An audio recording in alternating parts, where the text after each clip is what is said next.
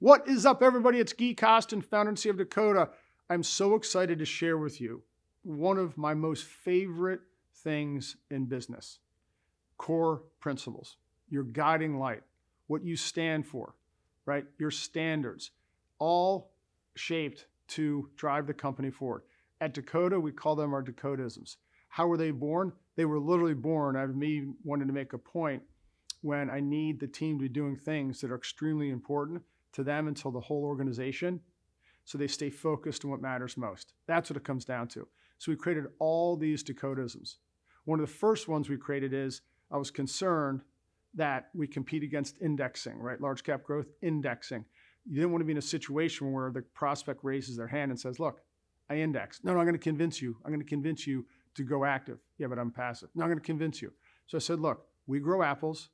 We sell them to apple buyers. We don't try to convince orange buyers to buy apples. We're not in the convincing business.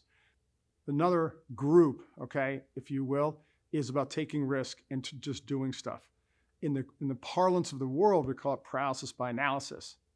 How we define it at Dakota is number one, turn your brain off in this topic. Number two, throw your hat over the wall.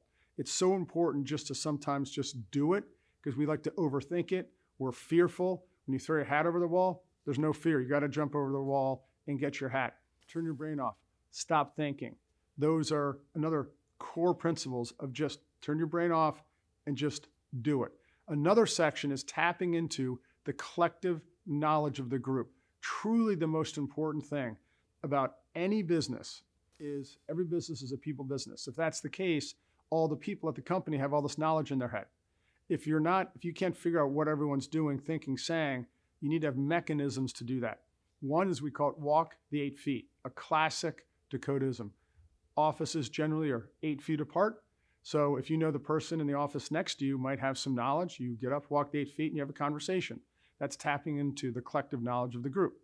Another one is, and this is the one that really tweaks me, is individualism. Salespeople wanting to ride in on their white horse, talking about this ginormous thing they've been working on for 2 months, big opportunity, but have told nobody, right? That's easily how you get fired at Dakota. Don't go Cowboy. That's the answer for that one. Don't go Cowboy. What does that mean? It means if you step into a really good opportunity, you immediately put it onto the table so all of your teammates can see, weigh in, give advice. Hey, I tried to answer this question that way.